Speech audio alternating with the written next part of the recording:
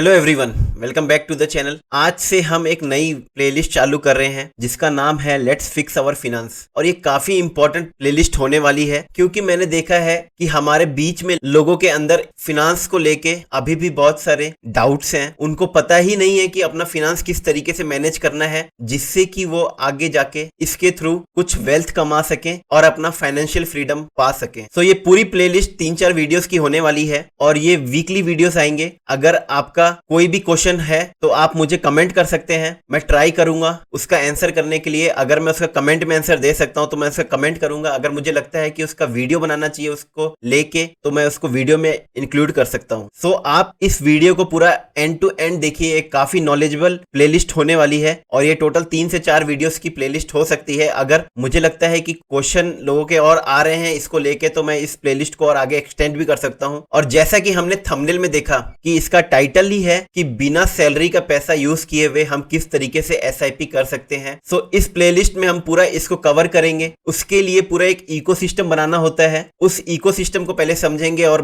देखेंगे कि उसको किस तरीके से बनाना है, एसआईपी किस तरीके से करनी चाहिए, कौन सा म्यूचुअल फंड हमको लेना चाहिए, किस तरीके से हमको अपने लाइफ के गोल सेट करने चाहिए और उसके बेसिस पे एसआईपी लेना चाहिए, ना कि एसआईपी लेने के बाद गोल बनाना चाहिए। नेक्स्ट हम देखेंगे एसडब्ल्यूपी को किस तरीके से हम उसका अपने रिटायरमेंट के लिए प्लान कर सकते हैं। और इसके साथ साथ हम लोग most important concept power of compounding को समझेंगे और उसको बिल्कुल डिटेल में देखेंगे कि वो किस तरीके से काम करते हैं हमारे वेल्थ के ऊपर। सो इस वीडियो को बिना कोई टाइम वेस्ट किए चलिए शुरू करते हैं। सो ये पूरा फाइनेंस का इकोसिस्टम बनाने से पहले आपके पास मिनिमम एक एक्सटर्नल मेडिकल प्लान होना चाहिए और एक अच्छा खासा अमाउंट का टर्म प्लान होना चाहिए। एक एक्सटर्नल मेडिकल प्लान कम से कम 5 से 10 लाख तक का होना चाहिए। अगर आपकी फैमिली छोटी है, सिर्फ आप, आपकी वाइफ और बच्चे हैं, आज की डेट में 5 लाख तक का भी मेडिकल प्लान चलेगा। लेकिन आपके अगर मदर फादर इंक्लूडेड हैं तो आप उसको 10 लाख तक एक्सटेंड कर सकते हैं। ये एक्सटर्नल मेडिकल प्लान लेने से एक फायदा ये रहेगा कि अगर आप प्राइवेट जॉब में हैं और अगर आप जॉब स्विच करते हैं तो जो कॉर्पोरेट मेडिकल कार्ड होता है वो तब उस पीरियड के लिए लागू नहीं रहेगा। और अगर आप जॉबलेस हैं, अगर कंपनी ने किसी कारणवश आपको निकाल दिया है तो उस टाइम पीरियड में आपको कवर करने के लिए एक मेडिकल प्लान चाहिए। तो आप एक एक्सटर्नल 5 से 10 लाख तक का मेडिकल प्लान ले सकते हैं। एक अच्छा खासा आपको 1.5 से 2 करोड़ तक का एक टर्म प्लान भी लेके रखना चाहिए जिससे कि कल को आप ना रहे तो आपकी फैमिली को किसी वजह से फाइनेंशियली कोई प्रॉब्लम ना हो। सो इस इकोसिस्टम के लिए ये 2 चीजें बहुत ज्यादा इंपॉर्टेंट है। अगर ये नहीं है, सपोज करते हैं अगर ये नहीं है और आपके पास अच्छा खासा एक वेल्थ क्रिएट हो चुका है, आप काफी टाइम से सपोज करते हैं एसआईपी करते हुए आ रहे हैं और आपके पास अच्छा खासा अमाउंट अगर क्रिएट हो गया है और आपके पास अगर कुछ मेडिकल इमरजेंसी आती है तो आपको उस कॉर्पस से अमाउंट निकालना पड़ेगा जो आपका ऑलरेडी कुछ सालों में अच्छा खासा बन चुका है। सो आप वापस से बैक टू जीरो आ जाएंगे। सो इतना मेहनत करने का कुछ फायदा नहीं होगा। इसीलिए ये 2 चीजें आप जरूर लेके रखिए। सो अब आते हैं वीडियो के मेन टॉपिक पे कि हमको एसआईपी किस तरीके से करनी चाहिए और टोटल नंबर ऑफ एसआईपी हमको कितना रखना चाहिए। सो मेरी अभी टोटल 4 एसआईपी चलती हैं। फर्स्ट मैंने ले रखा है ईएनएसएस टैक्स सेविंग फंड, वो मैंने 80C में शो करने के लिए ले रखा है। सेकंड मैंने लिया है अपनी रिटायरमेंट के लिए। थर्ड लिया है मैंने अपनी बेटी के लिए। तो मेरा अभी एक ही बेटी है तो मैंने उसके हायर एजुकेशन के लिए और उसके फ्यूचर के आने वाले खर्चे के लिए अभी से एसआईपी ले रखा है। एंड फोर्थ मैंने लिया है एक एक्स्ट्रा किसी इमरजेंसी के लिए। सो इस तरीके से आप अपनी एसआईपी डिसाइड कर सकते हैं कि आपको टोटल कितने नंबर ऑफ एसआईपी चाहिए। अगर आपके ज्यादा बच्चे हैं और आपको हर किसी के लिए अलग अलग करना है तो आपके उस हिसाब से एसआईपी बढ़ सकती हैं। अब आते हैं कि एसआईपी में भी आपको कौन सा प्लान लेना चाहिए, कौन सा म्यूचुअल फंड लेना चाहिए, वो किस तरीके से गोल पे डिपेंड करता है। और मैंने देखा है मेरे ही काफी फ्रेंड्स ऐसे हैं जिनको इसके बारे में ज्यादा कुछ नॉलेज नहीं है और कोई भी उनको फंड दिखता है तो वो उसमें स्टार्ट कर देते हैं एसआईपी करना। और ऐसा करते करते उनके पास टोटल 18-20 एसआईपी चल रहे होते हैं और उनको ये नहीं पता रहता है कि आगे जाके वो सारी एसआईपी, सारे म्यूचुअल फंड एक ही कंपनी में पैसा डाल रहे होते हैं। तो वहां पे उनका पैसा ओवरलैप होता है। सो आपको एटलीस्ट ये चेक करना चाहिए कि जो आप म्यूचुअल फंड में डाल रहे हैं क्या वो आगे जाके सेम सेट ऑफ कंपनी में अगर इन्वेस्ट कर रहे हैं तो उससे आपका कुछ फायदा नहीं होगा। आप अलग अलग म्यूचुअल फंड को उनका मेंटेनेंस चार्ज सिर्फ दे रहे होते हैं। सो सबसे पहले आप ये डिसाइड कीजिए कि आपकी जरूरतें कितनी है, उस हिसाब से एसआईपी कीजिए। एंड नेक्स्ट पॉइंट अब आता है, आपको अब पता लग चुका है कि आपका गोल क्या है। तो जैसे सपोज करते हैं मैंने अपनी बेटी के लिए एसआईपी ले रखा है और मुझे पता है कि उसको मुझे यूज उसके हायर एजुकेशन के लिए करना है सो वो अभी सपोज करते हैं 3 इयर्स की है, सो हायर एजुकेशन सपोज करते हैं उसका नेक्स्ट 15-16 इयर्स के बाद से चालू होगा, जब वो 18-19 साल की हो जाएगी तो तब मुझे उस पैसे की जरूरत पड़ेगी। तो उस हिसाब से अगर मुझे एसआईपी करना है तो मैं कौन सा प्लान चूज करूंगा, चलिए उसको देखते हैं। सो मैंने एक एसआईपी कैलकुलेटर बना रखा है और इसमें देखेंगे कि अपने लिए एक प्रॉपर म्यूचुअल फंड किस तरीके से चूज करना है जो कि आपके गोल को मीट करे। तो यहाँ पे मैं अपनी बेटी के लिए 5000 की एसआईपी चला रहा हूँ और मुझे पता है कि मुझे उसकी हायर एजुकेशन के लिए लगभग 15 इयर्स के बाद में पैसे चाहिए और मुझे टोटल अराउंड 1 करोड़ या 1 करोड़ से ज्यादा का पैसा चाहिए, जिससे कि अगर उसको किसी भी तरह की एजुकेशन लेनी हो या तो वो मेडिकल बैकग्राउंड में हो या किसी भी बैकग्राउंड में, तो वो ले सके। तो पैसे उसके लिए कोई दिक्कत नहीं होनी चाहिए। तो उसके लिए एटलीस्ट 1 करोड़ का मुझे इन्वेस्टमेंट चाहिए उस टाइम पे। तो यहाँ पे हमको पता है कि हम लोग 5000 डाल रहे हैं। सो मैंने यहाँ पे इन्फ्लेशन ऐड नहीं किया है। इन्फ्लेशन भी हर साल लगभग 6-7% से बढ़ रहा है। सो अगर उसको कंसीडर करेंगे तो 15 साल बाद 1 करोड़ रुपए एक्चुअल में 1 करोड़ रुपए नहीं रहेंगे। लेकिन यहाँ पे मैं कुछ अपना एसआईपी स्टेप अप भी नहीं कर रहा हूँ, जो कि एक्चुअल में स्टेप अप करता हूँ, तो उससे ये कैंसिल आउट हो जाएगा इन्फ्लेशन वाला डाटा। सो मोटा मोटी मुझे 1 करोड़ रुपए चाहिए और मैं देखूंगा कि मुझे किस तरीके का रिटर्न मिले कि मुझे एक 15 इयर्स बाद में 1 करोड़ रुपए मिल जाए। तो यहाँ पे अगर मैं सपोज करते हैं 12% का इंटरेस्ट रेट लेता हूँ, जो कि नॉर्मली हर एसआईपी दे देती है, तो वो मेरा 25 लाख ही होता है। तो मुझे इससे काफी ज्यादा रिटर्न चाहिए। अगर मैं 18% लेता हूँ तो वो भी लगभग 46 लाख होता है। तो मुझे इससे और ज्यादा रिटर्न चाहिए। मैं करता हूँ 25% अगर लेता हूँ तो मेरे को मोटा मोटी ये मिल रहा है 97 लाख। तो मुझे पता लग गया कि मुझे एटलीस्ट 25% से ऊपर का रिटर्न चाहिए। अगर मैं 27% लूं तो ये 1 करोड़ 22 लाख रुपए होते हैं। तो अगर मुझे इतना रिटर्न मिल जाए 27% का, तो मेरे पास 15 इयर्स के बाद में 1 करोड़ 22 लाख रुपए रहेंगे। और ये अगर इन्फ्लेशन को भी एडजस्ट कर दें तो ये एटलीस्ट 1 करोड़, जो आज की 1 करोड़ की वैल्यू है, वो इतना मिल जाएगा। सो अब चलते हैं किसी वेबसाइट पे और वहां पे देखते हैं कि इतना रिटर्न देने वाले म्यूचुअल फंड कौन से हैं, उसको एक्सप्लोर करते हैं। सो मैं आ गया हूँ ग्रो की वेबसाइट पे और मैं पर्सनली यहाँ से म्यूचुअल फंड अपने सर्च करता हूँ। और यहाँ पे देखेंगे तो हमको अब हाई रिटर्न म्यूचुअल फंड चाहिए, क्योंकि हमारा जो ऑब्जेक्टिव है वो 27%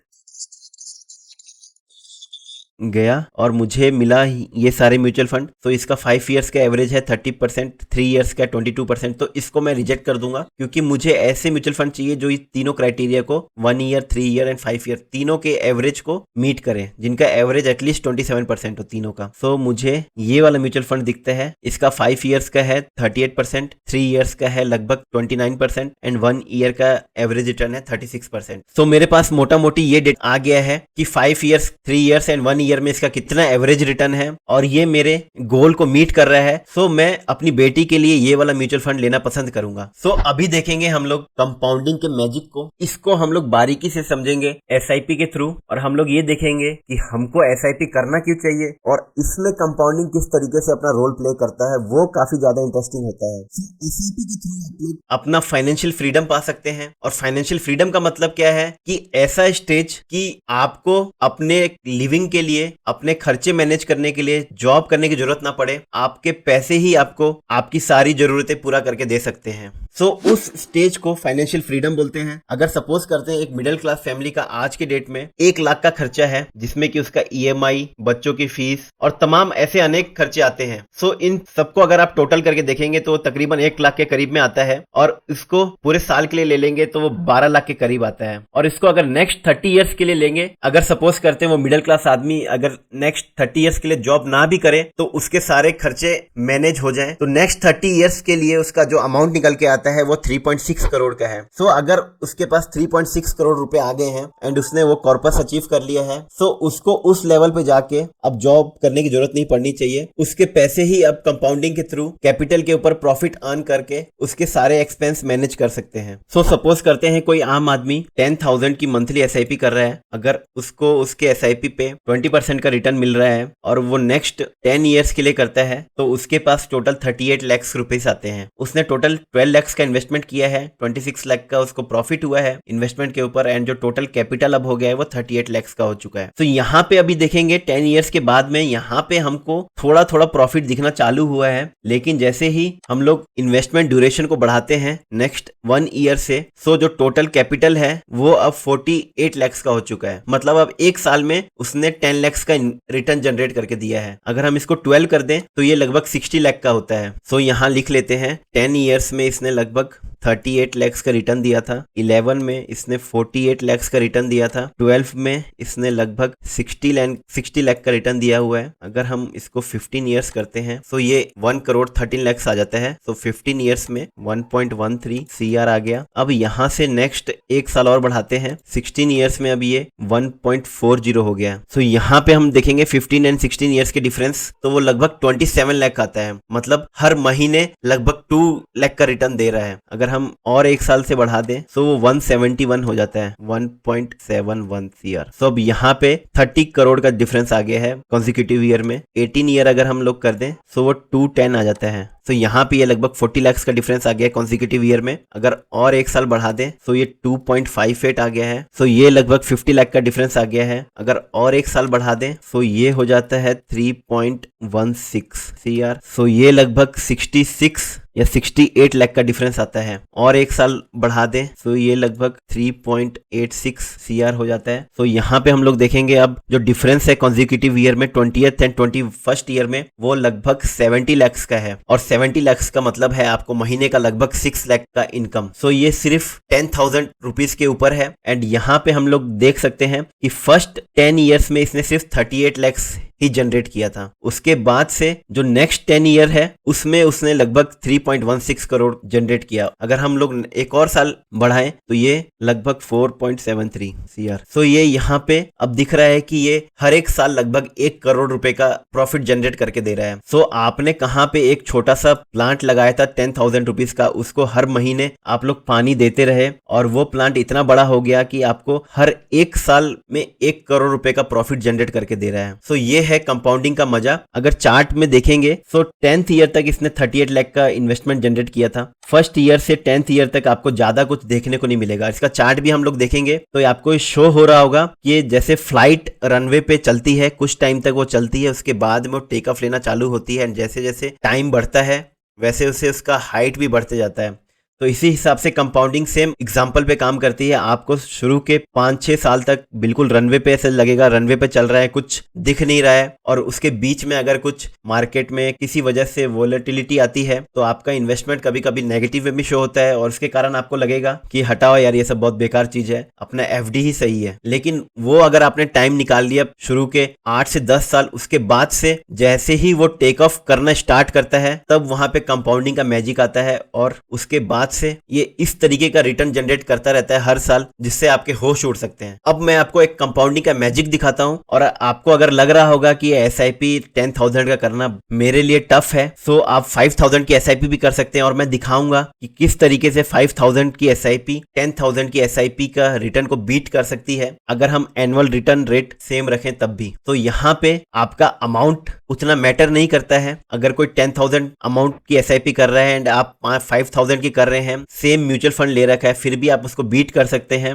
तो कंपाउंडिंग का पूरा खेल टाइम पे चलता है। तो यहाँ पे हम लोग देखेंगे कि 10,000 की किसी ने SIP की हुई है एंड उसका रिटर्न रेट 20% है। उसने 20 ईयर्स के बाद में अगर अपना टोटल कॉर्पस देखा तो वो लगभग 3.16 CR आता है। यहाँ पे हमने 3.16 CR ले रखा है। अगर कोई 5,000 की SIP ही करता है, हमने एनुअल रिटर्न रेट सेम रखा है 20%, लेकिन जो इन्वेस्टमेंट ड्यूरेशन है हम उसको बढ़ा सकते हैं। अगर आप पैसा कम लगा रहे हैं फिर भी आप ड्यूरेशन को थोड़ा सा बढ़ा सकते हैं, थोड़ा सा, तब भी आप 10,000 वाले SIP को बीट कर सकते हैं। तो पूरा खेल इसी पे है, टाइम पे ही आपका पैसा कितने टाइम के लिए कंपाउंड हो रहा है, यही इसका मैजिक है। तो यहाँ पे हम लोग ट्राई करते हैं। हमने 22 ईयर्स लिया तो वो लगभग 2.36 CR आता है। तो हम लोग 24 ईयर्स तक लेंगे। हमने 10,000 वाली SIP से लगभग 4 साल ज्यादा पैसा रखा है कंपाउंडिंग के अंदर, और अब हम लोग देखेंगे तो ये आ जाता है 3.53 CR। तो 10,000 वाली SIP से लगभग इसने 40 लाख का ज्यादा रिटर्न जनरेट किया है 4 साल में। आप लोग समझ गए होंगे कि यहाँ पे अमाउंट उतना मैटर नहीं करता है जितना कि टाइम करता है। आपने अगर 5,000 के इन्वेस्टमेंट को और कम कर दिया, सपोज करते हैं 2,000 पे ले आए, फिर भी ये इसको बीट कर देगा। आप इसको अगर हल्का सा और बढ़ाते हैं टाइम को। सो हम लगभग 24 को और 4 इयर्स बढ़ा के देखते हैं, हम लोग इसको 28 कर देते हैं। तो यहाँ पे हम लोग देख रहे हैं कि 2000 की एसआईपी की मैंने और 28 इयर्स के लिए रखा, तो वो लगभग 3.13 सीआर का रिटर्न जनरेट करके दे रही है, जो कि मेरी 10,000 की एसआईपी 20 इयर्स में जनरेट कर रही थी। सो मैंने यहाँ पे अपना एसआईपी अमाउंट 5 टाइम्स कम कर दिया एंड जो टाइम है वो सिर्फ 8 साल से इंक्रीज कर दिया। सो वो भी लगभग सेम ही रिजल्ट दे रहा है मुझे। सो अब आपको कंपाउंडिंग की पावर का पता लग चुका है और हमने देखा कि किस तरीके से उसका ग्राफ बनता है। शुरू के 8-10 सालों तक वो ऐसा लगेगा कि ज्यादा कुछ इंक्रीमेंट नहीं हो रहा है, लेकिन उसके बाद से वो सडनली राइज करता है एंड वहां से काफी तेजी से वो अपना कंपाउंडिंग का प्रोसेस शुरू करता है और वहां से काफी तेजी से रिटर्न बनना चालू होते हैं। सो कंपाउंडिंग के अंदर जनरली 10% का रिटर्न बनने में 90% टाइम लगता है एंड 90% का रिटर्न बनने में सिर्फ 10% का टाइम लगता है। सो अभी तक हमने इस वीडियो में गोल बेस्ड म्यूचुअल फंड किस तरीके से सिलेक्ट करें वो देखा, एसआईपी क्यों करना है, फाइनेंशियल फ्रीडम को किस तरीके से अचीव करना है वो देखा एंड पावर ऑफ कंपाउंडिंग को एंड कंपाउंडिंग के मैजिक को देखा। और अब नेक्स्ट वीडियो में हम लोग देखेंगे कि मैं किस तरीके से बिना सैलरी के पैसे का यूज किए हुए एसआईपी करता हूँ एंड वो किस तरीके से करता हूँ। मैं हाईली प्रॉफिटेबल स्टॉक्स को चूज करता हूं जो काफी अच्छा मोमेंटम दे सकते हैं, जो कि लगभग 300-400% का रिटर्न देते हैं विद इन अ ईयर। वैसे स्टॉक्स को किस तरीके से एनालाइज करता हूं, उनसे किस तरीके से रिटर्न जनरेट करता हूं और उनके रिटर्न से किस तरीके से एसआईपी करता हूं। तो ये पूरा इकोसिस्टम हम लोग समझेंगे नेक्स्ट वीडियो में। अगर आपके कोई सवाल है तो कमेंट कर सकते हैं, जिससे कि मैं नेक्स्ट वीडियो में ऐड कर लूं। और आपको ये वीडियो अच्छा लगा हो तो आप इसको लाइक एंड सब्सक्राइब कर सकते हैं। तो मैं हूं सुमित ओझा, मिलते हैं नेक्स्ट वीडियो में, तब तक के लिए जय हिंद, जय भारत।